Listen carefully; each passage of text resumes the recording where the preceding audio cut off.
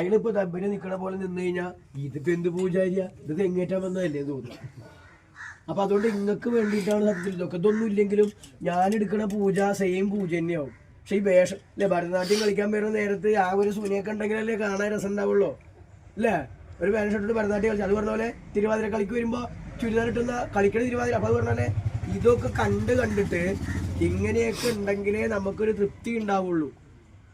അപ്പൊ ആ ഒരു മാറ്റപ്പത്തിന് ഞാൻ വന്നിട്ട് നിങ്ങളുടെ തിരക്കി വന്നു കഴിഞ്ഞാൽ നിങ്ങൾ എന്താ പറയാ, നമ്മളെ തന്ത്രിക്ക് ഒരു വൃത്തിയും പിടിപ്പില്ലാറ്. അതുകൊണ്ടാണ് ഇവരൊന്നൊന്ന് മാറിന്നോളിന്നാണ്. അല്ലാണ്ട് ഇപ്പൊ നമ്മക്ക് ഇപ്പൊ തൊട്ടോണ്ടൊന്നും ഉണ്ടായിട്ടൊന്നുമില്ല. പിന്നെ അതുപോലെ തന്നെ നമുക്ക് ഇത്രയും പൂജ ഇല്ലാണ്ടും വെറുതെ ഒരു കല്ലെടുത്ത് വെച്ചിട്ട് വെള്ളം പൂജിക്കാൻ പറ്റും. നമ്മളെ കാരണവന്മാരങ്ങനെ ചെയ്തിട്ടുള്ളൂ. പക്ഷെ അങ്ങനെ ഞാൻ വന്നിട്ട് കല്ലെടുത്ത് വെച്ചെങ്കിൽ നമുക്ക് തൃപ്തിയാവോ? ഇല്ല.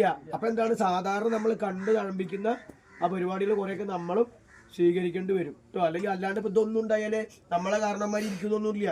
നമ്മളെ കാരണവന്മാർക്ക് ഒരു കാരണവന്മാര് കൂടി ഇപ്പൊ ഞാൻ തന്നെയാണല്ലോ ശരി, ഞാനിങ്ങോട്ട് വരിക, നേരെ ഒന്ന് നന്നായി പ്രാർത്ഥിക്കുക, കാരണവന്മാര് നമ്മളെ തറവാട്ടൊക്കെ പ്രാർത്ഥിക്കുക, ഇതിവിടെ എടുത്തു വെച്ചിട്ട് ദൈവം ഇവിടെ ഇരിക്കണേനുള്ളൂ, ഇതൊക്കെ ചെയ്യണത് നമ്മൾ തന്നെയാണ്. പക്ഷെ ബാക്കിയുള്ളതൊക്കെ ഉണ്ടാവുമ്പോഴാണ് ഒരു എല്ലാവരുടെയും മനസ്സിലൊരു സംതൃപ്തി. കഴിക്കുന്ന ഭക്ഷണമാണെങ്കിലും ഉടുക്കുന്ന വസ്ത്രമാണെങ്കിലും പ്രാർത്ഥിക്കുന്ന ദൈവമാണെങ്കിലും നമുക്ക് സംതൃപ്തി ഉണ്ടാവണം. ആ സംതൃപ്തി ഉണ്ടാവണമെങ്കിൽ ശാസ്ത്രീയമായിട്ട് വെറുതെ കാണിക്കല്ല, ഇവിടെ വെറുതെ കാണിക്കല്ല, ഇതിനൊക്കെ ഒരു ശാസ്ത്രീയത ഉണ്ട്. പക്ഷെ ഇത്രയും സങ്കീർണതയൊന്നും വേണ്ടെന്നേ പറഞ്ഞുള്ളൂ. ലളിതമായിട്ടും ഇതേ കാര്യങ്ങൾ ചെയ്യാൻ പറ്റും കേട്ടോ. അപ്പൊ അതുകൊണ്ട് എന്താ വെച്ചാൽ എല്ലാ അമ്പലങ്ങളിലുള്ള പൂജ തന്നെയാണ് ഇവിടെ നടക്കുന്നത്. എല്ലായിടത്തുള്ള ദൈവങ്ങളെ പേരിന് കുറച്ച് മാറ്റുന്നുള്ളൂ. തമ്പുരാക്കന്മാരെ വീട്ടിൽ പോയാലും കാണുന്നത് മനുഷ്യന്മാരെയാണ്. ഇവിടെയുള്ള അപ്പുറത്തുള്ള മുസ്ലിം സഹോദരങ്ങളുടെ വീട്ടിൽ പോയാലും കാണുന്നത് മനുഷ്യന്മാരെയാണ്. നമ്മളെ വീട്ടിൽ മനുഷ്യന്മാരെയാണ് ഇല്ലേ, ഒരു മാറ്റവും ഇല്ല. ഇത് പറഞ്ഞ ദൈവങ്ങളും പേരിനൊക്കെ ചെറിയ മാറ്റങ്ങൾ ഉണ്ടാവും, രൂപത്തിലും അതൊക്കെ തന്നെ ഇവിടെയുള്ളൂ. ആ ഒരു ബോധ്യം ഉണ്ടാകുമ്പോൾ എന്താണ്, ഇവിടെ വന്ന് പ്രാർത്ഥിച്ചാലും കാര്യം നടക്കും. ഇവിടെ നടക്കുന്ന ഓരോ പരിപാടിയിലും നിങ്ങൾ ശ്രദ്ധിക്കും. ഇപ്പൊ നമ്മൾ ഇത്രയും അടുത്ത് കലശം പൂജിക്കുന്നത് കാണാൻ പറ്റും. അമ്പലത്തിൽ പോയാലോ അങ്ങനെ തിരക്കാവും. നമ്മൾ നോക്കുമ്പോൾ തലയും മൂടും ഒക്കെ, അധികം മൂട് മാത്രമേ കാണാൻ പറ്റുള്ളൂ ആൾക്കാരെ പുറകിലേക്കിടുവാൻ. അപ്പൊ അവിടെ കാണാൻ പറ്റാത്തത് ഇവിടെ കാണാൻ പറ്റുമ്പോൾ അത് ശ്രദ്ധിക്കുക. പിന്നെ അതുപോലെ കലശമൊക്കെ മൂടി വെച്ച് കാണുമ്പോൾ അമ്പലത്തിൽ പോയി കഴിഞ്ഞാൽ നമ്മൾ ആ കലശം ഇരിക്കണേ നമുക്ക് എന്താ അറിയില്ല, കുറെ ശിവലിംഗങ്ങൾ ഇരിക്കണ പോലെ ഉണ്ടാവും. ഇതെന്താ അതിന്റെ ഉള്ളിൽ നിന്ന് പോലും ഉണ്ടാവില്ല, അങ്ങനെ കണ്ടിട്ടുണ്ടാവില്ല. ഇപ്പൊ കണ്ടില്ലേ, കുറെ കുടങ്ങളല്ലേ പൂജിച്ചേ. അപ്പൊ അതൊക്കെ അടുത്തിരുന്ന് കാണാൻ പറ്റുക. അല്ലാണ്ട് വലിയ സഹസ്രകലശം പൂജിക്കുന്നിടത്തൊന്നും പോയി കഴിഞ്ഞാൽ നമുക്ക് ഒന്നും കാണാൻ പറ്റില്ല. ഒരു മുടി കിട്ടിയിട്ടുണ്ടാവും. അവർ കാണിക്കേണ്ടത് എഴുതിയിട്ടല്ല, തിരക്ക് നിയന്ത്രിക്കുന്നതാ. അപ്പൊ അതേ സാധനം അടുത്ത് കാണാൻ പറ്റുമ്പോ കാണാം അല്ലേ. ടി വിയിൽ സിനിമ വരുമ്പോൾ കാണുന്ന പോലെ തന്നെ തിയേറ്ററിൽ പോയി കാണാൻ പറ്റാത്തവരവിടെ ആശ്വസിക്കില്ല അത് പറഞ്ഞ പോലെ. പിന്നെ അതുപോലെ തന്നെ ക്രിക്കറ്റ് കളി ഉണ്ടെങ്കിൽ നമുക്ക് ടി വിയിൽ ഇരുന്ന് കാണുമ്പോൾ ഒന്നും അടുത്ത് കാണാൻ പറ്റും അല്ലേ. അവിടെ പോയാലോ പൈസ കൊടുത്താലും ഗാലറിയിൽ നിന്ന് കാണുമ്പോൾ ആളെ കാണാൻ പറ്റില്ല. അവിടെ അത്ര അടുത്തിരുന്ന് കാണുക. അത് ആ കാര്യം മനസ്സിലാക്കുക. കേവലം ഇവിടെ എന്തോ ആണ് അവിടെയൊക്കെ വേറെ എന്തോ ആണ്, ആ ധാരണ വേണ്ട എന്നുള്ളത് പറഞ്ഞാണ്. പിന്നെ വീണ്ടും പറഞ്ഞു, ഇവിടെ നടക്കുന്ന പല പൂജകളും നമുക്ക് ശരിക്ക് അത്രയും വലുതായിട്ട് ചെയ്യേണ്ട ഒരു ആവശ്യമില്ല. പക്ഷെ അത് ചെയ്തില്ലെങ്കിൽ 100% ഞാൻ അതിൻ്റെ മുമ്പ് പല സ്ഥലത്തും പോയിട്ട് വളരെ സിമ്പിളായിട്ട് വെച്ചു കൊടുത്തിട്ടുണ്ട്.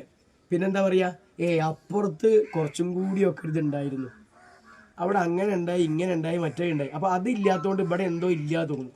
അപ്പോൾ സ്വാഭാവികമായിട്ട് എന്താണ്, എല്ലാതാണ് ഉണ്ടാവട്ടെ, മനസ്സാണ് നിറയട്ടെ എന്ന് കരുതിയിട്ട് അത്യാവശ്യം എല്ലാ കാര്യങ്ങളും ചെയ്ത് തരുന്നതാണ് കേട്ടോ. പിന്നെ എവിടെയെങ്കിലും പോയിട്ട് ഏതെങ്കിലും കർമ്മിയോള് ഇതൊന്നും ഇല്ലാണ്ട് പൂജിക്കണ നേരത്തെ അപ്പോൾ ഞങ്ങളുടെ തന്ത്രിക്ക് അങ്ങനെ തന്നെ, ഞങ്ങളെ തന്ത്രി അറ്റു കൊടുത്തിട്ടൊക്കെ ഈ പറഞ്ഞ മേത്താൻ മറ്റേ ഇതെന്താ പറയാൻ കറി ഉണ്ടാവില്ല, ഒത്തിരിയം പറയാ ചെയ്യുക, ഒത്തിരി എന്നാണ് പറയുക കേട്ടോ. അപ്പം ഇതില്ലാണ്ട് നിങ്ങൾ എന്ത് പറയും, ആ തളപ്പൊക്കെ ഇട്ടിട്ട് അയാൾ പൂജിച്ചത് മേത്ത് കൂടെ ഇട്ടിട്ട് കാലും പറയുന്ന മേത്ത് കൂടെ പൂജിച്ചെന്നൊക്കെ പറയും. അപ്പോൾ അതില്ലാത്തതുകൊണ്ട് അത് പൂജയാണെന്ന് കരുതരുതേ. ഇതൊന്നും ഇല്ലാണ്ട് ഒരു തോർത്തൻ്റെ അടുത്ത് വന്നാലും അതൊക്കെ നമ്മൾ അതൊന്നുമല്ല, വേഷമൊന്നുമല്ല അതിൻ്റെ കാര്യം. എന്നാൽ ഈ വേഷത്തിലുണ്ടോ ഉണ്ട്. ഇതിങ്ങനെ കൊടുക്കണ നേരത്തെ ഇതിപ്പോൾ വെറുതെ കൊടുത്തല്ല, ഇതിനെടുക്കണ ഇവിടെ റൗണ്ട് ഉണ്ട്, ദൂരത്ത് നോക്കി കാണില്ല, ചുറ്റി വെച്ചിരിക്കുക കണ്ട. ഇത് ചക്രാണ്, ഇങ്ങനെ ചക്രം ഇടുന്ന സാധനമില്ലേ, അതാണ്. ഇവിടെ അതുപോലെ തന്നെ വേറൊരു സാധനം ഉണ്ട്, ഇത് ശംഖാണ്. ഓക്കെ. പിന്നെ ഇത് കണ്ട ഞൊറിയിട്ട് വെച്ചിരിക്കണേ, ഇത് പത്മാണ്. പത്മം എന്ന് പറഞ്ഞാൽ താമര. പിന്നെ ബാക്കിലുണ്ടെങ്കിൽ നിങ്ങൾക്ക് അധികം ഈ പൂജയ്ക്കുന്ന ആൾക്കാർ ഇവിടെ ഒരു വലിയ അല്ലേ ഞാനൊരു പോലെ ഒരു മുഴ ഉണ്ടാവും. സാധാരണ താറുടുത്താൽ പോലും അങ്ങനെ ഉണ്ടാവില്ല അല്ലേ. ഇതെന്താണ്, ഗദ എന്നുള്ള സങ്കല്പം ഉണ്ട്. അങ്ങനെ ശംഖ് പത്മ ഗദ പത്മങ്ങൾ ഉണ്ടായിരിക്കണം, ശംഖ് ചക്ര ഗദാപത്മങ്ങൾ ഉണ്ടായിരിക്കണം. ഇങ്ങനെ നെറ്റെടുക്കുമ്പോൾ ഉണ്ട്, ഇവരെടുത്ത പോലെയല്ല, ഇവരെ കൊടുത്തിട്ട് മാറ്റണ്ടേ. ഇങ്ങനെ നെറ്റെടുക്കുകയാണെങ്കിൽ അപ്പോൾ ഇത് വെറുതെ കണ്ടു കൊടുക്കണതല്ല, ഇതിനൊക്കെ അതിനും നിയമങ്ങളുണ്ട് കേട്ടോ. അതൊന്നും ആവശ്യമില്ല നമുക്കിന്ന് പറഞ്ഞതാണ്. ആവശ്യമില്ലെങ്കിൽ ഇതൊന്നും വേണ്ട, നിങ്ങൾ അങ്ങനെ പൈസ എന്ന് പറഞ്ഞു കഴിഞ്ഞാൽ അതിപ്പോൾ നിങ്ങൾ പറഞ്ഞാലും കുറച്ച് നല്ല പറയും, എനിക്ക് അനുഭവം വന്നു കഴിഞ്ഞു. അതുകൊണ്ടാണ് ഞാൻ അതൊന്നും ഇപ്പോൾ ഇതിൻ്റെ ഇടയ്ക്ക് ഇത് ചില വീഡിയോസൊക്കെ ഉണ്ടാവും, അതിൽ നോക്കിയാൽ ഞാൻ ഷർട്ട് ഇട്ട് പ്രതിഷ്ഠിക്കണുണ്ട്.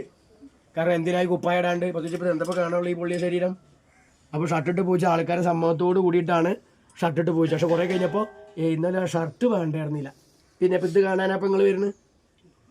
അപ്പോൾ ഷർട്ടൊക്കെ ഇട്ടാലും അതൊക്കെയാണ് വേണ്ടത്. ഷർട്ട് ഊരൊന്നുമല്ല, കാലം മാറി. സ്ത്രീകൾ മാറി മറിക്കുന്ന പോലെ പുരുഷന്മാരും അമ്പലത്തിൽ കയറുമ്പോൾ ഈ കുപ്പായ കൂരിയിട്ട് കയറണമെന്നില്ല. എങ്ങനെയൊന്നും വേറൊന്നും ഇല്ല കേട്ടോ. ദൈവത്തിൻ്റെ ചൈതന്യം ഇവിടേക്കൊന്നുമല്ല അടിക്കേണ്ടത്, ഇതിലേക്ക് അടിച്ചാൽ വലിയ കാര്യമായി, തെളിഞ്ഞു കിട്ടിയേ.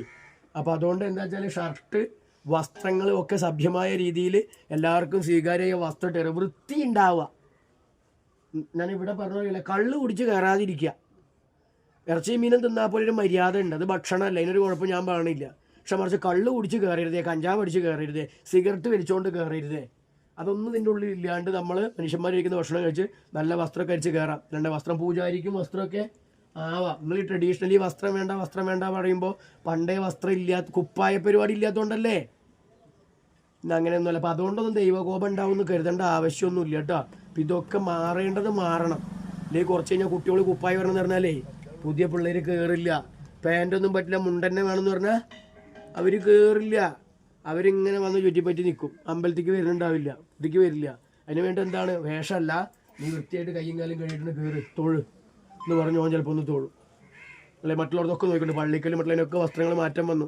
ചെറിയ ആൾക്കാരൊക്കെ തൊപ്പിയൊക്കെ വയ്ക്കുന്നുണ്ടെങ്കിലും സാധാരണ അതിനൊക്കെ മാറ്റം വന്നു. അപ്പോൾ ആ ഒരു മാറ്റത്തെ നമ്മുടെ ആൾക്കാർ ഉൾക്കൊള്ളണം. പഴയത് പറഞ്ഞിരിക്കരുത് പൂജാരിമാർ ഇപ്പോൾ ഞാൻ പരമാവധി എന്നാൽ തന്നെ ഇപ്പോൾ പൂണൂലുള്ള ഒരാളെ നിങ്ങൾക്ക് കാണാൻ പറ്റും. നിങ്ങൾ കണ്ടോന്ന് അറിയില്ല അല്ലേ? എന്നാൽ ബാക്കിയുള്ളവർക്ക് പൂണൂലുണ്ടോ എന്ന് ഇപ്പോൾ നോക്കി അറിയാൻ പറ്റുമോ? സത്യത്തിൽ അമ്പലത്തിൽ ഇങ്ങനെ മേത്തൊരു മുണ്ടിട്ട് കഴിഞ്ഞാൽ പാണനും പറയുന്നത് നമ്പൂരിയും നായരും ആര് കയറി പൂയിച്ചാലും ഒരു കുഴപ്പമില്ല. മറ്റേ നമുക്ക് ചെന്ന് കഴിഞ്ഞാൽ നമ്മൾ ആദ്യം നോക്കുക ഇയാൾക്ക് പൂണൂലുണ്ടാ, അടുത്തതോ കറുത്തതാണോ. ഒരു വാർത്ത വന്നത് കണ്ടിരുന്നു നിങ്ങൾ, ഒരു കറുത്ത പൂജാരി പൂജിച്ചപ്പോൾ അമ്പലത്തിൽ പോയ ഒരു സ്ത്രീ പറഞ്ഞാണ് ഇത് പെലയ പൂജാരിയാണ് എന്നുള്ളത്. ആള് നമ്പൂരി തന്നെയാണ്, പക്ഷെ നിറം നോക്കിയിട്ട് പൊലേനാണ്ട് വലിയ കേസായി. അപ്പോൾ ഇതെന്താ കാര്യം, ഈ പൂണൂലും മറ്റുള്ളതൊക്കെ കാണുമ്പോഴാണ് നിറം നോക്കിയിട്ട് അങ്ങനെയൊന്നുമില്ല, പൂണൂലൊന്നും ഇല്ലാണ്ട് കുപ്പായത്തിൻ്റെ ഉള്ളിൽ എന്താന്ന് കാണണ്ടേ. അപ്പം എന്താ ആൾ ചെയ്യുന്ന പൂജയുടെ സംസ്കാരം, ആ വരൂട്ടോ തൊഴിട്ടോ പറയുമ്പോൾ ഇട്ടോ വേണ്ട, അതിൻ്റെ ശൈലിയായി പോയി. ഇട്ടൊന്നും വേണ്ട, വരിയും തൊഴിയും, നമ്മൾ മലപ്പുറംകാരൊക്കെ വന്നോളിയും അല്ലേ, അങ്ങനെയൊക്കെ പറഞ്ഞാലും അയാൾ ഭംഗിയായിട്ട് ചെയ്യണമെങ്കിൽ അത് മനസ്സിലാക്കുക. അപ്പോൾ എല്ലാവരും അതുകൊണ്ട് ചെറിയ മാറ്റങ്ങളൊക്കെ സാവധാനം വേണം. നിങ്ങളൊക്കെ കുപ്പായിടാൻ തുടങ്ങണം. കല്ലുമാള് നിർമ്മാർജ്ജനം പോലെ നമ്മളൊക്കെ കുപ്പായിടാൻ തുടങ്ങണം. നമ്മളൊക്കെ നന്നായി. പിന്നെ ഞാൻ കണ്ടിട്ടുണ്ട് നമ്മളെ ആൾക്കാർ കാരണവന്മാർ, എൻ്റെ അച്ഛനെ പോലും ഞാൻ വഴക്ക് പറഞ്ഞിട്ടുണ്ട്, എത്ര നല്ല മുണ്ടുണ്ടെങ്കിലും അവർക്ക് ആ മുഷിഞ്ഞ മുണ്ടെടുത്താലേ തൃപ്തിയാവുള്ളൂ. ഒരു ചീഞ്ഞ മുണ്ടെടുക്കും അവരെപ്പോഴും. നല്ല മുണ്ടുണ്ടാവും പക്ഷെ ഉടുക്കില്ല. പിന്നെ പണ്ടാ ദാരിദ്ര്യം ചളിയാവോ എന്ന് എഴുതിയിട്ട് പൂജാരിമാർ കറക്റ്റായി കരിമ്പന പിടിച്ച മുണ്ടെടുക്കാൻ കണ്ടിട്ടില്ലേ? കല്യാണത്തിന് വന്നാലും നല്ല ഡബിൾ മുണ്ട് വെച്ചാലും പൂജാരിമാർ ആ ചീഞ്ഞ മുണ്ടെടുക്കൊണ്ട് എന്ത് ചെയ്യും, ഈ അടുക്കളയിലെ സ്ത്രീകൾ മറ്റേ ചന്തീമ കരിയെടുക്കുന്ന പോലെയാണ് ഇവർ. ആ വിളക്കും പിടിച്ചാൽ ഇവിടെ വരുന്നത് കല്യാണത്തിന് പെണ്ണും ചെക്കനും അണിഞ്ഞൊരുങ്ങി വീഡിയോ കാണാൻ നല്ല ഭംഗിയാവും. അതിൽ കണ്ണുകൾ തട്ടാതിരിക്കാൻ പറ്റുന്ന ഒരു കരിച്ചന്തി ഇങ്ങനെ നിൽക്കുന്നുണ്ടാവും ഇയാൾ തുടച്ചിട്ട്. അപ്പം അങ്ങനെയൊന്നും ആവരുത്. നമ്മളെന്താ വെച്ചാൽ പരമാവധി നല്ല നമ്മളെ കണ്ട് മനസ്സിലാക്കുന്നത് നമ്മളുടെ വേഷഭൂഷാതിലൊക്കെ നല്ല പ്രാധാന്യമുണ്ട്. അതുകൊണ്ട് ഭംഗിയായിട്ട്, പിന്നെ ഞാൻ എല്ലായിടത്തും പോയി പറഞ്ഞ പോലത്തെയാണ് നിങ്ങളെ തന്ത്രി കണ്ണ് വരെ എഴുതും. അപ്പോൾ അതുകൊണ്ട് നല്ല ഭംഗിയായിട്ട് നടക്കുക. എനിക്കത് പറഞ്ഞുതരാൻ വേണ്ടി അപ്പം ഇങ്ങനെയൊക്കെ കാണിക്കണതേ. ഞാൻ കണ്ണെഴുതിയിട്ടുണ്ട്, കാണാല്ലേ? താഴെ മുകളിലും എഴുതിയിട്ടുണ്ട്, സുറുമായിട്ട് എഴുതിയിട്ടുണ്ട്. കണ്ണെഴുതണമെന്നല്ല ഞാൻ പറയണത്. ഇതൊക്കെ അമ്പലത്തേക്ക് വരുമ്പോൾ ആവുക വെച്ച് കഴിഞ്ഞാൽ എത്രത്തോളം ഭംഗിയായി ക്ഷേത്രം കൊണ്ടുനടക്കാൻ പറ്റുമോ അത്രത്തോളം ഭംഗിയായിട്ട് കൊണ്ടുനടക്കണം. അതേ ക്ഷേത്രമാണ് നിങ്ങളുടെ ശരീരം, അതും ഭംഗിയാവുക കേട്ടോ. അതുകൊണ്ട് ഷർട്ട് വ്യവസ്ഥയൊക്കെ ഇപ്പം ഞാൻ കുറ്റം പറഞ്ഞാൽ കേട്ടോ, അങ്ങനെ എഴുതിയിരുന്നേ. നിങ്ങളിഷ്ടമാണ് ഷർട്ട് ഇടണ്ടെങ്കിൽ ഇടണ്ട, പക്ഷെ ഷർട്ട് ഇട്ടില്ലെങ്കിൽ ദൈവകോപം ഉണ്ടാവുന്നൊക്കെ എഴുതിയിട്ടാണെങ്കിൽ ഷർട്ട് ഇട്ടാലേ അത് വേണ്ട കേട്ടോ പറഞ്ഞിട്ടുള്ളൂ കേട്ടോ. ഷർട്ടൊക്കെ പണ്ട് ഇതൊന്നും ഇല്ലേ, പണ്ട് മുണ്ടന്നല്ലേ തോർത്തുണ്ടല്ലോ എടുത്തിരുന്നത്, ഇപ്പം നമ്മൾ മുണ്ടെടുക്കണില്ലേ. അപ്പം അതിനൊക്കെ ഒരു മാറ്റം വരിക, അതതിന് വേണ്ടി പറഞ്ഞതാണ്. ഇതൊന്നും അത്യാവശ്യമല്ല. പിന്നെ അവിടെ ഏത് ഗുരുവായൂർ അമ്പലത്തിലും കഴിഞ്ഞ തവണ ഞാൻ പറഞ്ഞിട്ടുണ്ട്, ഏത് ഗുരുവായൂർ അമ്പലത്തിൽ ചോറൂണ് നേരാൻ പോണതിൻ്റെ മുമ്പ് ഇവിടെയൊക്കെ വെച്ച് ചോറൂണോ കല്യാണമൊക്കെ നടത്തുക. ഇത് 10 റുപ്യ കൊടുക്കേണ്ട കേസാണെങ്കിൽ ആരാൻ്റെ അമ്പലം, കിട്ടേണ്ടതാണെങ്കിലോ ഇവിടെ. നിങ്ങളൊന്നും തരുന്നില്ല, പിന്നെ എന്തിനാ കൊണ്ടു നടക്കണേ ഇവിടെ നിന്ന് ചോദിക്കും. കൊടുക്കണമൊക്കെ അവിടെ കൊണ്ടേ കൊടുക്കണം. കുറ്റം കംപ്ലീറ്റ് അതിന് തള്ളാരല്ലേ വന്ന് പറയാം. നാട്ടിൽ 10 റുപ്യ ഉണ്ടെങ്കിൽ ഹോട്ടലിൽ പോയി ഭക്ഷണം കഴിക്കും, എന്നിട്ട് വീട്ടിലൊന്നും കൊണ്ടു കൊടുക്കില്ല. എന്നിട്ട് പേര് തള്ളയാ, ഈ മുരിങ്ങച്ചാറേ ഉള്ളൂ, നിങ്ങൾക്ക് ഇപ്പോൾ ഈ ചമ്മന്തി ഉള്ളൂ, ഈ ഉണക്കമീനേ ഉള്ളൂ എന്ന് ചോദിച്ചുകൊണ്ടിരിക്കും. ഇവിടെ ഒന്നും കൊടുത്തിട്ടുണ്ടാവില്ല, ഇത് പറഞ്ഞ പോലെയാ. അപ്പോൾ സമ്പത്ത് കാലത്ത് കാപത്ത് തട്ടാൽ ആപത്ത് കാലത്ത് കാപത്ത് തിന്നണമെങ്കിലേ ആ 10 ഇവിടെ കൊടുന്ന് വെക്കണം. മനസ്സിലായില്ലേ? ഇവിടെ ഞാൻ പറഞ്ഞ ഒരു വ്യക്തിക്കല്ല, നമ്മളെ കുടുംബത്തിലെ കൂട്ടായ്മയിൽ ആൾക്ക് ഒരു വ്യക്തിക്ക് കൊടുക്കണമെന്നല്ല, അതിനുള്ള മാറ്റങ്ങളൊക്കെ നമ്മളിടയിൽ ഉണ്ടാവണം. വീണ്ടും ഞാൻ പറഞ്ഞു, വസ്ത്ര നിയമങ്ങൾ പിടിക്കാൻ പാടില്ല, വസ്ത്രം നോക്കാൻ പാടില്ല. നമ്മളാളുകൾ ഒരിക്കലും തന്നെ പൂജിക്കുന്ന ആളുകൾക്ക് പൂണൂലുണ്ടോ, വെളുത്തിട്ടാണോ കറുത്തിട്ടാണോ, ഇപ്പം ഇറച്ചിയും മീനും തിന്നുണ്ടോ, അതൊന്നും നോക്കരുത്. അയാൾക്ക് സംസ്കാരം കള്ളുകൂടിയനാണോ നമ്മൾ നോക്കിക്കോളി. കാരണം കള്ളുകുടിച്ച് അലമ്പുണ്ടാക്കി നടക്കണമെന്നൊന്നും പുരോഹിതനാവാൻ പറ്റില്ല. അപ്പം അങ്ങനെ വരുന്ന സമയത്ത് എന്തെങ്കിലും പോരായ്മകൾ ഉണ്ടെങ്കിൽ പുരോഹിതനാവാൻ പറ്റില്ല, പോകാൻ ഒറ്റയ്ക്ക് പൂജിച്ചോട്ടെ, അതിന് കുഴപ്പമില്ല. പക്ഷെ മറിച്ച് മറ്റുള്ളതൊന്നും ആയിരിക്കരുത് നമ്മൾക്ക് പൂജയൊക്കെ ചെയ്യുന്ന ആളുടെ ലക്ഷണം. ഒരു സംസ്കാരം ഉണ്ടായിരിക്കുക എന്ന് മാത്രമായിരിക്കണം. ജാതി ഒന്നും നോക്കേണ്ട ആവശ്യമില്ല. പക്ഷെ ഇവിടെ വരുമ്പോൾ ഞാനും ഇത് കഴിഞ്ഞ് പോകുമ്പോഴും നിങ്ങൾ ഇനി 7ാമത്തെ ദിവസം പുണ്യാഹം കൊണ്ട് കളിക്കാൻ നിൽക്കരുത്. പുണ്യാഹം കളിക്കുകയാണെങ്കിൽ പുണ്യാഹ മന്ത്രങ്ങളും നിങ്ങൾക്ക് അറിയണം. മനസ്സിലായില്ലേ? അമ്പലത്തിന് പുണ്യാഹം കൊണ്ട് കളിക്കണ്ടെങ്കിലേ അത് തളിക്കാനുള്ള മന്ത്രം നിങ്ങൾക്ക് അറിയണം. അല്ലെങ്കിൽ തുള്ളി വെള്ളം ദൈവത്തിന് തളിച്ചാലും മതി. എന്താ നമ്മൾ മാറ്റമുള്ള ഒരു മാറ്റണ്ട. പുണ്യാഹം കളിക്കണമെങ്കിൽ പുണ്യാഹ മന്ത്രം വേണം. പുണ്യാഹം ഉണ്ടാക്കാൻ അറിയണം. 2 ചുരുങ്ങിയത് വേണം. മനസ്സിലായില്ലേ? ഇവിടെയാണെങ്കിലും പെരയിലാണെങ്കിലും അതിനൊക്കെ കുറച്ച് മഞ്ഞൾ വെള്ളം കളിച്ചാൽ തന്നെ എന്തായി? ഇതിങ്ങനെ അവിടെ പോയി കാത്തിട്ട് നിൽക്കും. തിരുമേനി കുറച്ച് പുണ്യാഹം തരുമോ? അപ്പം അയാളിങ്ങനെ ഭയങ്കര ഡിമാൻഡിങ്. എന്നിട്ട് നമ്മളിങ്ങനെ കിണിയും കെട്ടി ആൾക്കാർ തിരുമേനി പോണം, തൊഴിലുറപ്പുണ്ടേ, എന്തിനാ അതിനൊക്കെ കുറച്ച് മഞ്ഞളോട് കലക്കുക, അങ്ങനെ കളിക്കാൻ അങ്ങനത്തെ ചുറ്റിയുടെ ചിന്തണ്ടെങ്കിൽ. അല്ലെങ്കിൽ ആ വെള്ളം വാങ്ങിക്കൂടുതൽ കളിക്കുമ്പോൾ അതിൻ്റെ മന്ത്രം അറിയണം. അതൊന്നും നമ്മളുടെ രീതിയല്ല. അതുകൊണ്ട് പറഞ്ഞതാട്ടോ. ഇനി ചെയ്യേണ്ടാണ്ട് നിങ്ങൾ ഇന്നെ കുറ്റം പറയാൻ നിൽക്കണ്ട. ഞാൻ പറഞ്ഞാൽ നിങ്ങൾ മാറൊന്നുമില്ല, എനിക്കറിയാം. പക്ഷെ അത് ചിന്തിച്ചാൽ നല്ലത്. നമ്മളെ വീട്ടിൽ ഒരു തുള്ളി വെള്ളം കൂടി വേറെ ആരും വാങ്ങിക്കൊണ്ടുള്ള 10 രൂപ ദക്ഷിണ ഇങ്ങോട്ടും തരില്ല. ഇപ്പോഴും എത്ര മാറിയാലും ജാനുവോ വിളിക്കുന്ന ആൾക്കാർ ഇപ്പോഴും ഉണ്ട്. ജാനു അടുത്തേ വിളിക്കൂല. മനസ്സിലായില്ലേ? അപ്പോൾ അത് എന്താ വെച്ചാൽ ആ മൈൻഡ് സെറ്റ് അവർക്ക് വേണമെങ്കിൽ നമ്മളെ മനുഷ്യന്റെ ഭേദം കാണിക്കണ്ട. പക്ഷെ ഇങ്ങോട്ട് എങ്ങനെയോ അങ്ങോട്ടോ അങ്ങനെ തന്നെ ചെയ്താലേ ചിലർ തിരിച്ചറിയുള്ളൂ. ആ തിരിച്ചറിവ് ഉണ്ടാവണം. അമ്പലങ്ങളൊക്കെ നന്നായി നമ്മളുടെയൊക്കെ കാശ് കൊണ്ട് തന്നെ. ഇന്നലെ ഇവിടുത്തെ അമ്പലങ്ങൾ എങ്ങനെയായിരുന്നു? കാട് കെട്ടി കിടക്കായിരുന്നില്ലേ? നമ്മളെ എല്ലാ ജനതയും കയറാൻ തുടങ്ങിയപ്പോൾ, ഒരു സമുദായ വേദനയായിട്ട് കയറാൻ തുടങ്ങിയപ്പോൾ അമ്പലങ്ങൾ നന്നായി. ആ നന്നാവുന്നതിൻ്റെ ഗുണം ആർക്ക് വേണം? അവിടെ ചെല്ലുന്ന എല്ലാ ഭക്തർക്കും വേണം. ഞാൻ കഴിഞ്ഞ അമ്പലത്തിലും പറഞ്ഞു, ചിലപ്പോൾ ഞാൻ മറന്നു പോകും. ഇവിടെയും തന്നെ നിങ്ങൾ എന്തെങ്കിലും 10 രൂപ കൊടുത്തേക്കുന്ന ഒരു സംവിധാനം ഉണ്ടാക്കുക. എന്നിട്ട് എന്താ വെച്ചാൽ 60, 65, 70 വയസ്സിൻ്റെ മുകളിലുള്ളവർക്ക് മാസത്തിലൊരു 500 രൂപ, തറവാട്ടിലുള്ളവർക്ക്, പിന്നെ ഇവിടെ തൊഴാൻ വരുന്ന സ്ഥിരം പുറത്തുള്ള ഭക്തരുണ്ടെങ്കിൽ അവർക്കും കൊടുത്തോളി. മാസത്തിലൊരു 70 വയസ്സ് അല്ലെങ്കിൽ 65 വയസ്സ് കഴിഞ്ഞാൽ ആണോ പെണ്ണോ വ്യത്യാസമില്ല, മാസത്തിൽ 500 രൂപ ഇവിടുന്ന് കൊടുക്കാനൊരു വ്യവസ്ഥ നമ്മൾ ഉണ്ടാക്കണം. അത് ഇവിടുന്ന് ദൈവം ഇങ്ങനെ കമ്മട്ടത്തിൽ നിന്ന് 500 അടിച്ചുണ്ടാക്കൂല, അങ്ങനെയൊന്നും ഉണ്ടാക്കൂല ദൈവം. അത് അവിടെ കൊണ്ടാണ്ടിരിക്കണ കല്ലുപോലെ ഇരിക്കുന്ന ചെയ്യുള്ളൂ. നിങ്ങൾ കൊടുന്നു വെച്ചാൽ അത് കൊടുക്കാനൊരു വ്യവസ്ഥ. കാരണം കൊടുത്താൽ കിട്ടണം. അപ്പോൾ അതൊക്കെ ഇവിടെ ഉണ്ടായി ഒരു സഹായമായിട്ട് മാറണം. പിന്നെ അതുപോലെ തന്നെ വേണമെങ്കിൽ നിങ്ങൾ ഇങ്ങനെ ഭണ്ഡാരത്തിന് പകരം ഒരു അഡീഷണൽ ഭണ്ഡാരം വെക്കുന്നത് ചികിത്സാ സഹായ നിധി എന്ന് പറഞ്ഞിട്ട് കണ്ടിട്ടില്ലേ? പള്ളിക്കലൊക്കെ പോകുമ്പോൾ അമ്മക്ക് ഭണ്ഡാരം എന്നുണ്ട്. ഈ ഭണ്ഡാരം കിട്ടാ ആ ഭണ്ഡാരങ്ങൾ കൊണ്ടുപോകല്ലാണ്ട് അമ്മക്ക് കിട്ടില്ല, ദൈവങ്ങൾ കൊണ്ടുപോകില്ല കേട്ടോ. അപ്പോൾ ചികിത്സയ്ക്ക് വേണ്ടിയിട്ട് വേറെ തന്നെയാണ് എഴുതി വെക്കുക.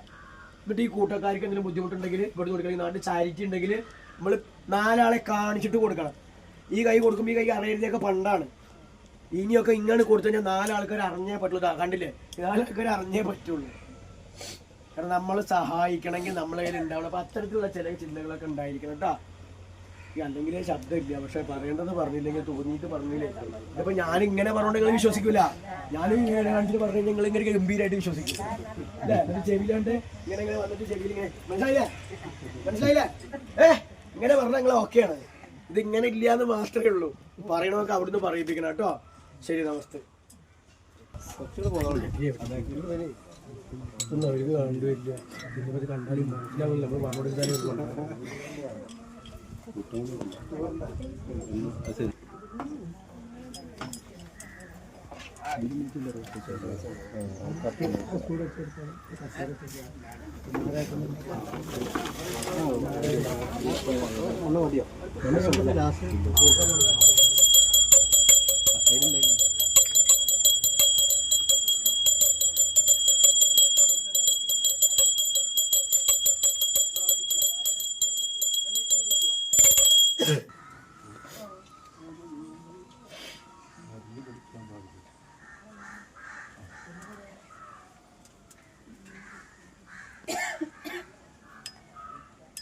അപ്പം ഈ ശിലയിലേക്ക് ഞാൻ ദൈവത്തിനൊന്നും കൂടി ആവാഹിക്കുകയാണ് കേട്ടോ. ഇവിടെ നമ്മൾ കൊടുങ്ങല്ലൂർ അമ്മ ഭദ്രകാളി സങ്കല്പത്തിലാണ് ആരാധിക്കുന്നത്. അമ്മേനെ ആവാഹിക്കുകയാണ്. ഒരു സാന്നിധ്യം നോക്കാം. പരിഹാരം നിർവ്വഹണ പൂർവിക ആരാധിച്ചു വന്നിട്ട് പൊന്നു കൊടുങ്ങല്ലൂരമ്മേ അമ്മേനെ ഈ പുഷ്പാസം ആവാഹിക്കുക. ഈ ബിംബത്തിലേക്ക് സാന്നിധ്യം ചെയ്ത് ഇവിടെ ഈ കുടുംബത്തിൽ ഈ തറവാട്ടിൽ ഇവിടെ ആശ്രയിച്ചു വന്നവരെ എല്ലാവരെയും അനുഗ്രഹിച്ച് കല്യാണാർത്ഥം പ്രവർത്തിക്കാൻ പൊന്ന്.